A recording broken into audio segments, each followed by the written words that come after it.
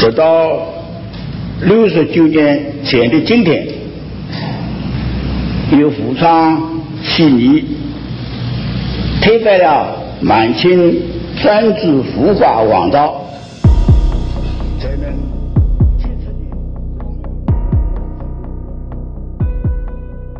大部分华语世界的人会觉得，19世纪、20世纪初的中国是个腐朽、衰弱、即将灭亡的封建王朝。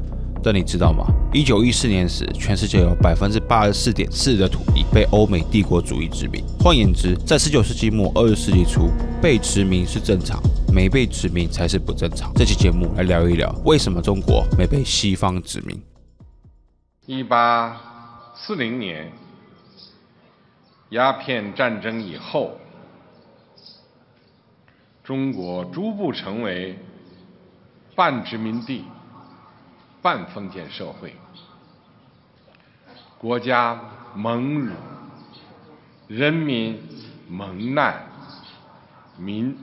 文明蒙尘，中华民族遭受了前所未有的劫难。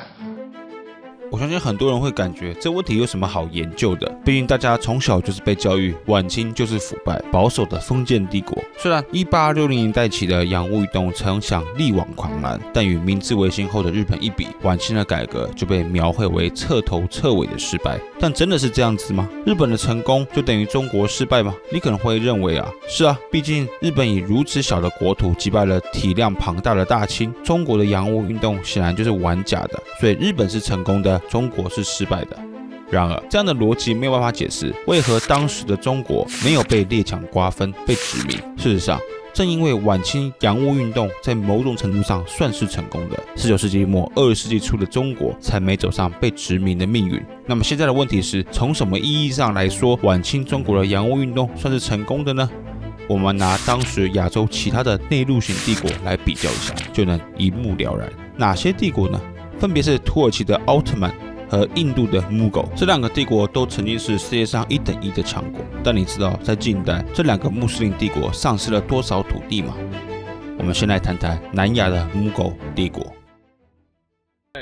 बैरम खान सल्तनत मुगलिया का एक अदना खिदमतकार आज फिर एक बार आपको याद दिलाता हूं कि मुगलों का मुकद्दर आपसे वाबस्ता है जलालुद्दीन।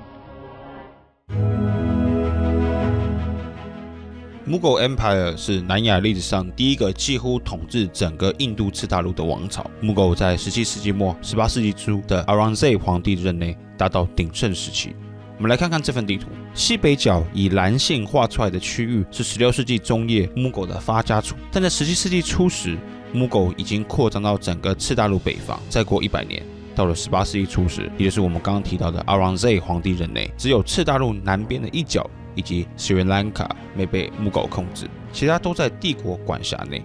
但你知道18世纪结束前，穆狗帝国还剩下多少领土吗？几乎是0。我们来看看这份1805年的地图，浅红色部分是英国东印度公司的领地，浅蓝色则是东印度公司的保护国，另一些则被 Sikh 帝国、Maratha 帝国所夺。原本的 Mughal Imperial State 在这时已被纳入东印度公司的保护区。Mughal 皇帝仅是名义上的元首，实际被英国东印度公司控制。直到1858年，英国人不演了。大英帝国全面统治南亚次大陆，几乎所有的穆狗皇室都被处死。末代皇帝巴哈达 Shah 2世都被流放到缅甸，而 Sikh 与 Maratha 帝国也分别在19世纪中期被不列颠的军队征服。至此，整个南亚次大陆沦落为殖民地。接下来，我们来看一下土耳其的奥特曼。这是奥特曼帝国全盛时期的疆域。1683年时，奥特曼直接统治了 Anatolia， 也就是今天土耳其共和国的疆域，以及希腊半岛、北非和阿拉伯半岛的精华地带。奥特曼的扩张一度威胁到维也纳，但是我们来看一下奥特曼在1914年时的疆域，失去了整个希腊半岛、北非。虽然名义上阿拉伯这部分的绿洲仍属于 Turkey， 但其实也已经名存实亡。奥特曼实际能掌控的领土就只剩下 Anatolia 了。这一来一往，损失超过1半以上的领土。但晚清中国呢？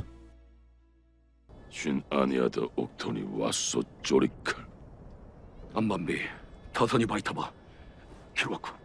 바이비, 더서 치수이 바이타버다발라。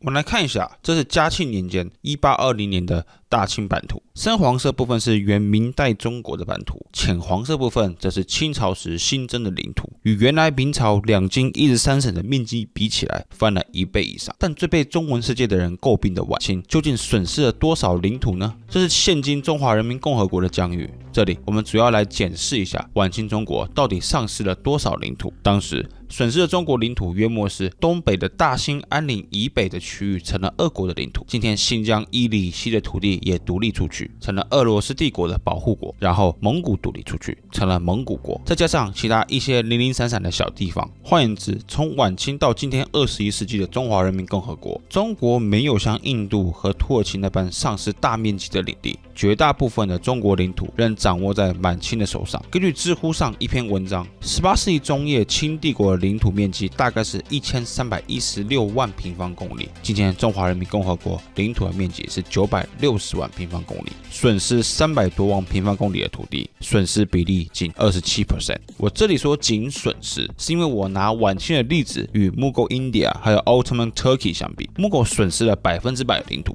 被灭国了，皇室被流放屠杀，奥特曼则损失了超过50%的领土。今天的土耳其只留下 Anatolia 的核心地带，在这个意义上，晚清中国的表现极其突出。那么紧接着的问题是，19世纪的中国是怎么办到的呢？我认为1860年代起的洋务运动，成功的将晚清中国转型成一个更强有力的政府组织，进而成功的保护了自己的主权。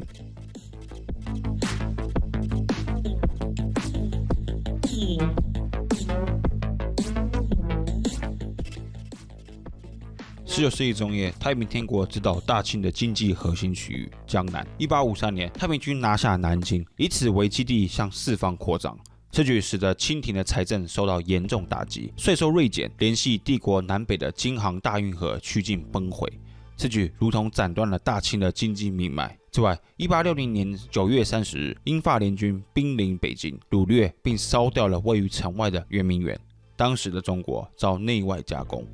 事实上，同样的状况也出现在奥特曼和木狗帝国。为了避免失焦，这里只谈蒙兀尔帝国的案例。自18世纪初，蒙兀尔境内便遭受了一系列的天灾人祸，类似于太平天国之乱。当时的帝国南方出现了 Maratha 联邦挑战木狗帝国军，西北方面则有 Sikh 帝国崛起，直接影响了帝国的恒河流域经济命脉。而帝国中最富庶的 Bangalore 地区也出现大量的挑战者。当时整个帝国因为政治动乱、天灾人祸，经济大受打击。当时木狗的帝国运行大量依靠政治商人，在英文学界称为 portfolio capitalist， 中文没有太好的翻译，我认为可能翻成政治商人是比较容易理解的译法，我这里不详加介绍了。但这个政治商人群体支持了木狗帝国的货物运输、军事后勤支援等等。然而18世纪初的经济危机使得大量这类的政治商人濒临破产，木狗帝国以及其他南亚的独立王国开始向能提供更稳定输出资本和军事资源的欧洲人寻求帮助。所以自这时候起，英国、法国、荷兰等等欧洲帝国逐渐承担起了为南亚政权提供军事和财政服务的功能。这个发展的结果是，木狗和其他王国越发离不开欧洲人的经济和军事服务，经济和军事逐渐被欧洲帝国垄断。其实类似的情况也可以在晚清中国中看到。先是由于太平天国引起的内乱，欧洲人也开始提供军事服务给中国皇室与地方督府大员。自19世纪中叶起，欧洲人逐渐加入大清帝国内的经济循环，这样的发展像极了灭亡前夕的 Mughal India。事实上，许多欧洲评论家在当时的确预测中国迟早会被瓜分，满清皇室也会走上蒙兀尔皇室的道路。如这本书《The Breakup of China》中国瓦解于1899的英国出版，基本上就是预测中国迟早会成为欧洲人的殖民地。至此，我们来到本视频想回答的核心问题：为什么中国没被西方殖民？主要原因就是1861年后新的统治集团所领导的洋务运动有关。这个改革集团是谁呢？就是慈禧、奕欣为首的改革派。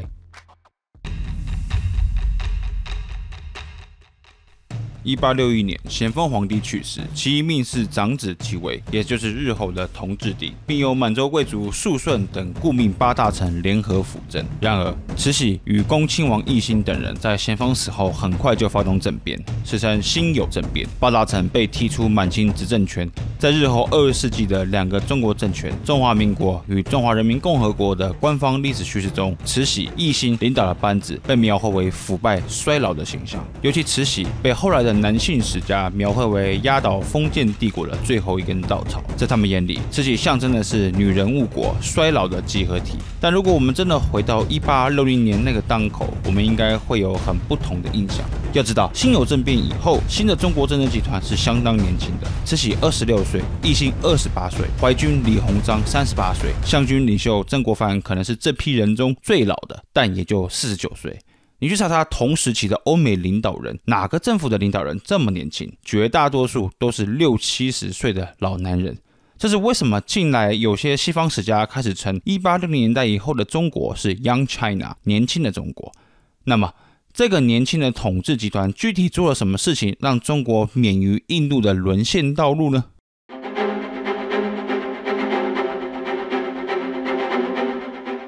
最重要的就是中国政府体制有一次质变的改革。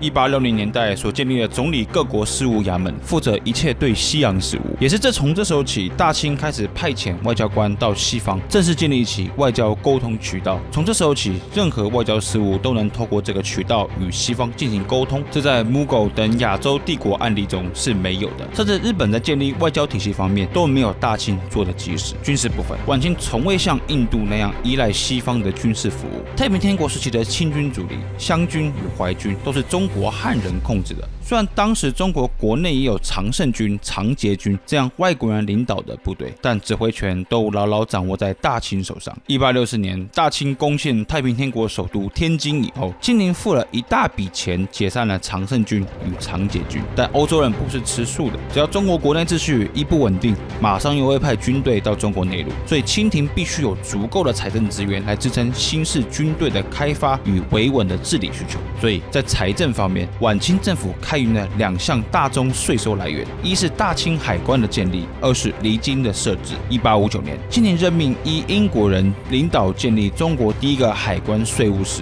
虽然此后大清海关主要是由英国人当头管理，但清廷掌握了绝大部分职位的任命权与决定权，所有账目必须经过清廷严格的审核，以免遭欧洲人滥用。第二，离京制度，所谓的离京指的是中国境内设置的关税关卡。由于诸多对外战败的缘故，大清负担了很重的负债，所以为了支持洋务改革所需的财政扩张，地方政府开始收取境内消费税、通关税等等。离京也支持了大清的地方政府拥有更多的经济来源，以支持地方官僚组织的扩张与各类现代化计划。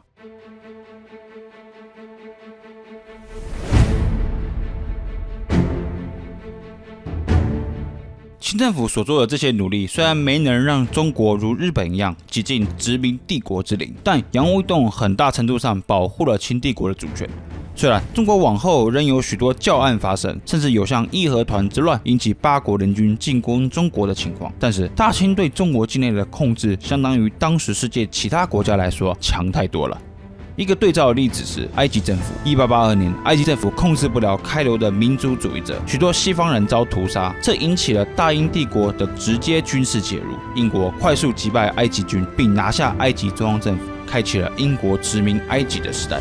虽然晚清的社会秩序的确出现很大的问题，有各种不同的叛乱、杀害西方人的事件，但比起埃及来说，晚清的治理强太多了。因而西方没有借口实行入侵。就算有像8国联军这样的例子，帝国首都直接被攻陷，但老实说，西方没有任何一个国家有把握全面吞掉整个中国。换句话说，中国之所以最后没有被殖民，我认为与1860年代慈禧、奕欣为首的新统治集团的改革运动有莫大的关系。我们现在反过头来思考一个问题：如果晚清的改革相对来说是成功的，那为什么一般人提到晚清时就会直接联想到失败呢？实际上，晚清失败论源自19世纪末20世纪初，中国精英的自我反省。他们希望建立一个更强大的中国，这无可厚非。但问题是，这类论述在1911年之后被中国同盟会为首的革命党拿晚清失败论来正当化辛亥革命。但讽刺的是，往后的中华民国也遭这类失败论的反扑。中国共产党借由批评民国的种种失败来合理化共产革命的发生。但如果我们真诚的回到历史，应该都能承认，晚清中国的确不完美，但也绝非中华民国与中华人民共和国讲的那样一无是处。在避免被殖民的道路上，中国走得比当时世界上其他国家还要远。晚清的现代化运动以及政府组织的重组，深刻影响到了往后20世纪甚至21世纪中国的历史发展。如果你看到这里，感谢你的鼎力支持。如果对本频道怎么制作历史视频，以及我平常做研究的一些心得感兴趣的话，可以考虑追踪我的 Twitter 与部落格，连结我放在描述栏内。我们下期见。